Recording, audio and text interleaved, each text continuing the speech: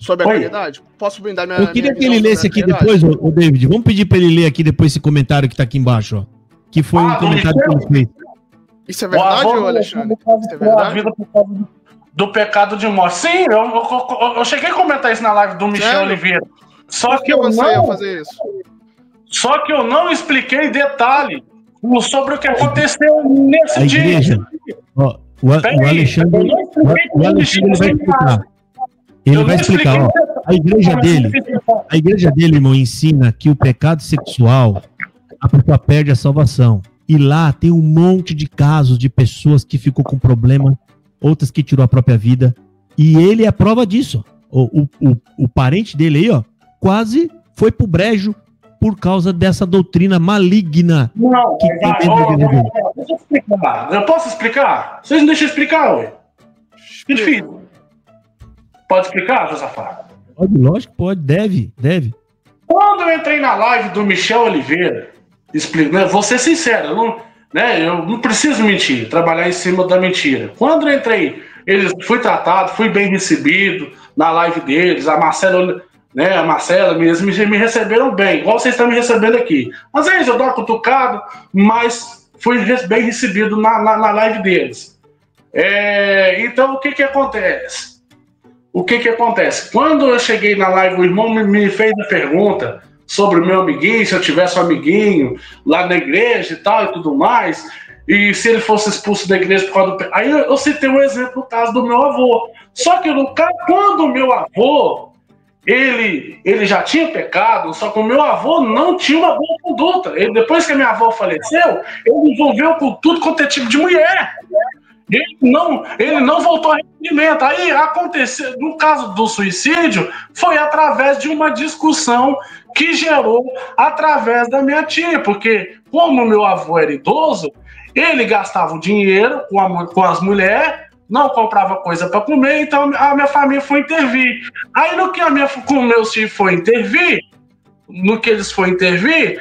aí no meio da confusão lá, ele foi lá para a horta lá, já que eu pequei mesmo, eu vou suicidar. Entendeu? O meu avô era ignorante. O meu avô era ignorante. Já que eu pequei mesmo, já que eu vou pro inferno mesmo, eu vou suicidar. Mas aonde ele aprendeu, Alexandre? Aonde ele aprendeu isso? Se ele pecou, ele vai pro inferno, então ele pode até se suicidar porque ele tá morto. Aonde ele aprendeu isso? Não foi na igreja da congregação? Não, que ele aprendeu que vai suicidar, não. Isso é mentira. Não falei isso. Que ele aprendeu a doutrina do pecado de morte. Infelizmente. A situação, né? Um erro doutrinário que eu sendo sincero, eu vou ser sincero, eu não concordo, vou ser sincero. Esse é um ponto de doutrina que eu não concordo. Infelizmente existe, por exemplo, principalmente na área jovem. Eu vou te perguntar outra coisa. Você vai levar seu filho para um parquinho para ele brincar. Você sabe que naquele parquinho é tudo bonito ali. Ele pode ficar brincando o dia todo e ir embora para casa bem. Mas ele pode, você sabe que naquele parquinho, você sabe que tem uma cobra coral. Tanto ele pode brincar e se dar bem e ir embora, como ele pode se lascar lá. Você vai levar o seu filho para aquele parquinho? Lógico que não. Para mim, a congregação é isso. É uma igreja que o camarada pode se funhencar todo ali dentro. Porque você sabe, você acabou de confessar, é uma coisa grave que acontece lá. Um falso ensino que tira a vida das pessoas. É como se os anciãos tirassem a vida das pessoas, mas não eles tirando. Não é eles. É o que eles colocou na cabeça das pessoas. Eles ensinaram. Eu posso te fazer uma pergunta. Eu quero te fazer a pergunta que eu tinha vontade de fazer há muito tempo. Agora chegou o momento de eu desabafar. Tantos a vocês e os críticos que estão nos assistindo. Por que vocês não fazem igual o Ricardo Adam? Vai lá na porta da congregação e se movimenta. E porque o Ricardo Adler, ele tinha. A crítica dele era para movimentar a congregação. Da onde você tirou que eu não fiz isso? Não sei. Eu tô te fazendo uma pergunta. Primeiro, eu já fui no Brás, tem vídeo meu antigo. Eu fui inquirir, eu fui fazer pergunta. Os homens me ameaçaram lá. Eles ameaçam a pessoa. Eles falam, aonde é que você é? Da onde que é a sua comum? Eu falei, pra que você tá fazendo? Pra que vocês estão me intimidando desse jeito? Pra que isso? A minha comum é tal lugar em tal cidade. Isso não. Agora, eu fui buscar perguntas. Em primeiro lugar. Segundo lugar, meu querido, né? Você não vem aqui achar que a gente tá aqui pra falar com o ancião. Eu não tô aqui falando com o ancião. Eu tô aqui falando com o povo. Eu não tô falando com eles. A gente usa as besteiras que eles falam para falar com o povo. Lá eles têm uma tribuna para falar com o povo, não tem? Nós temos um canal para falar com o povo também, para rebater, ok? Então não tem esse não vai lá, não, porque o meu trabalho não é falar com eles. Eu não tô aqui para falar para eles, não tô aqui para converter eles. Eu tô aqui, ou seja, eu entrei aqui como todos os youtubers que estão aqui, ó. Quando ele abriu o canal tinha 0 inscrito. E ele entrou ali, é a tribuna que ele criou pra ele, fala, eu vou abrir esse canal agora e aqui eu quero ter a liberdade pra falar o que eu penso e o que eu passei dentro da igreja da congregação. É isso que eu tô fazendo. Aí o canal cresce, a pessoa quer que a gente saia daqui. Eu não vou sair daqui. Não, mas aqui, Martinho Lutero, quando ele se opôs contra a igreja, ele foi lá na porta da igreja e pregou as 95 teses lá na porta da igreja. E ele era crítico. Então por que vocês críticos? Porque a intenção dos críticos é acabar com a igreja. É acabar com a congregação cristã. Então, já que vocês críticos, primeira coisa, eu já morri acompanhando o assunto tanto vocês, faz uma nota. Oi. Martinho Lutero, ele pregou aquilo lá porque aquilo era um chamado ao debate. Ele foi num local de muito acesso. Sim. Ao debate. A gente faz o tempo inteiro. Hoje não tem mais a catedral, a gente tem o YouTube, que é uma praça enorme. Todos os CCBN tá passando aqui, ó. Agora mesmo, tá entrando CCBN na live e tá saindo. Tá entrando, tá saindo. Tá aqui. Eu tô chamando eles pro debate, como eu tô fazendo com você agora. Você entrou aqui para debater. É isso que Martinho Lutero queria fazer também. A intenção da crítica não é acabar com a congregação? Não, ó, presta atenção. Não, é acabar com a heresia. A gente combate heresia. A tua igreja que não larga a heresia, nem com a bexiga ela larga a heresia. Eles vão afundar com as heresias lá. Porque para largar a heresia tem que confessar os seus pecados, tem que confessar o que fizeram de errado. E não faz, eu não vou fazer isso nunca. Ok? Então, mas muito crítico aí não se volte a palavra de Deus. Inclusive, tem canal crítico que é o... Eu posso voltar a falar sobre a caridade lá? Que eu tinha falado que... Tem um canal crítico que é o... Alexandre, você tá fazendo da mesma forma que você acusa a gente. Você fala, você tá generalizando. Você tá fazendo agora, querido. Agora você tem o canal do crítico, você fala daquele crítico, você fala, esse crítico aqui, ele falou isso, você vai falar com ele lá, reclama com ele. Se você achou errado, você fala com ele, né? Agora eu passo aqui, acho que pro irmão Naor, que quer falar primeiro aqui embaixo, fala aí. Só um pouquinho, irmão, eu já passo por irmão David, né, irmão David? Irmão, primeiro nós queremos agradecer, porque o senhor já começou a fazer a obra como o Alexandre. O senhor já começou a transformar seu coração. O irmão já está falando. É só de pegar a Bíblia na mão, já, é verdade, já é uma benção maravilhosa. Irmão, a congregação, a gente não precisa acabar com a congregação. O que nós precisamos é que a congregação mude, se arrependa dos seus pecados e volte para Cristo. Se na congregação não fazem isso, nós precisamos então converter as almas, porque foi o que o senhor falou para nós, vai e prega o evangelho. Aliás, nós não, né? Vou repetir, vou arrumar. Nós tem que pregar o evangelho, porque isso é mandamento dele. Ele falou, vai e prega. Ele não falou assim, se vocês quiserem. Não, ele falou, vai e prega o evangelho a toda criatura. Entende? Agora, quem vai fazer a boa obra de converter os corações é o Espírito Santo que vai converter. A semente caiu, às vezes demora, às vezes ela vai com o tempo, né, irmão? E chega uma hora que ela vai começar a dar fruto. Então, a igreja vai existir, irmão. Não tem só a congregação. Tem várias igrejas por aí, tem várias heresias por aí, mas a igreja de Cristo, essa não, essa é uma igreja de Cristo. E nessa, os corpos estão, os membros estão ligados no corpo e o sangue circula, o sangue de Cristo circula em todos os membros. Irmãos, é maravilhoso. O corpo de Cristo, a igreja de Cristo é maravilhosa. Você viu quando o camarada é convertido? Ele fala de Cristo e fica todo feliz, todo alegre. É maravilhoso, é maravilhoso. Deixa o rapaz falar, querendo sair. Deixa ele falar aí. Então, ele falou que pra gente ir pro céu nós precisamos de caridade, né? Isso a gente ouve muito de pessoas que têm outras crenças, outra cultura, ou até mesmo são ateias, né? Ou agnósticas, né? E eu tenho até pessoas da minha família que são de outras religiões, pessoas até que sabem debater, têm respeito e tudo mais, não tem intolerância religiosa. Eu acho isso muito bonito, sim, a caridade, né? Mas eu vou colocar aqui uma visão minha, tá? Particular minha, e também vou trazer a Bíblia, 3 versículozinhos só para você entender o que eu tô falando. Para mim, a caridade, cara, ela é uma obrigação do ser humano. Minha opinião, entendeu? É uma obrigação do ser humano. Como que você vai ser um bilionário, um milionário e vai ter um mendigo morando na sua porta?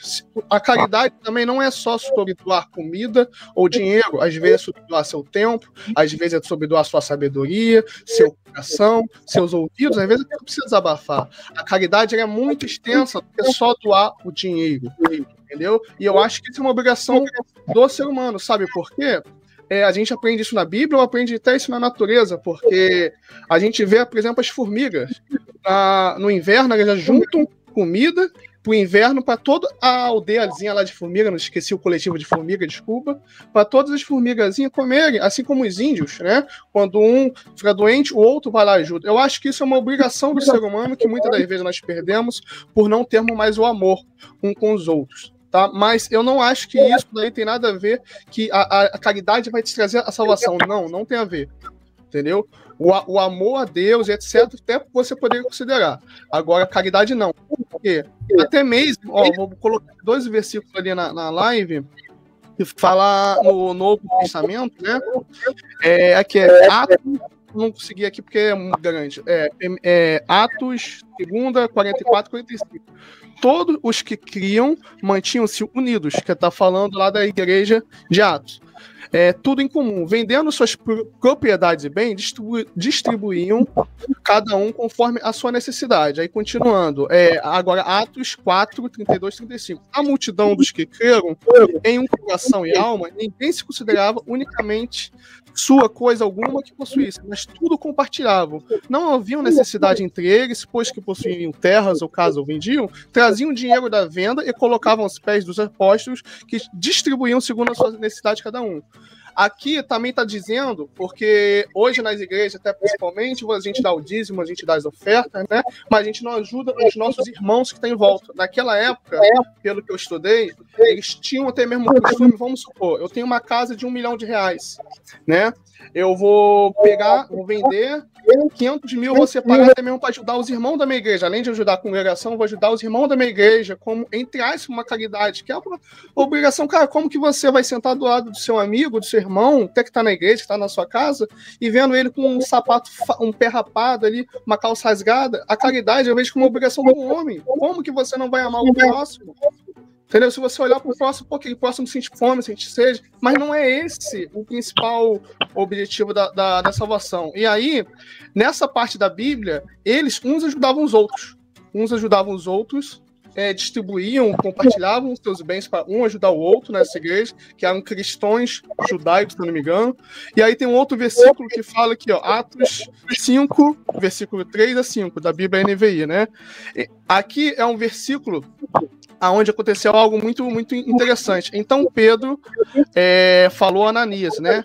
Como você permitiu que Satanás enchesse seu coração a ponto de você mentir ao Espírito Santo e guardar para si uma parte do dinheiro que você recebeu a propriedade? Ela não lhe pertencia? E depois de vendida, o dinheiro não estava em seu poder? Ele está perguntando para Ananias. O que levou a pensar tal coisa? Você não mentiu aos homens, mas sim a Deus. Depois de Pedro ficar questionando Ananias, né? Ananias não admitiu e ele morreu. E por que ele morreu? na frente de todo mundo. Depois a mulher dele também morreu. Não foi porque ele não distribuiu os bens dele, não. Ele falou que, vamos supor, ele vai vender a casa por R$1 milhão e eu tô doando 100%.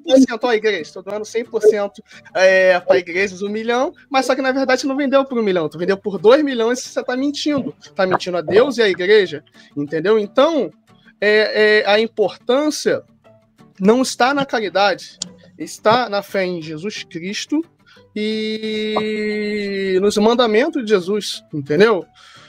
A caridade, eu acho que é um dever do homem, entendeu? É um dever do homem. Não tem como você viver num mundo sem uma caridade, sem nenhuma união. Imagina se todos perdessem todo o amor e virassem bicho. Ele teria um caos, não teria ordem, entendeu? Eu acho isso. A caridade, para mim, de certo modo, é uma obrigação para o homem e principalmente para o cristão, porque é uma coisa boa. Mas não é isso que traz a salvação. A salvação é quando você reconhece que Cristo é seu único Senhor e Salvador. Quando você reconhece que todos os seus erros foram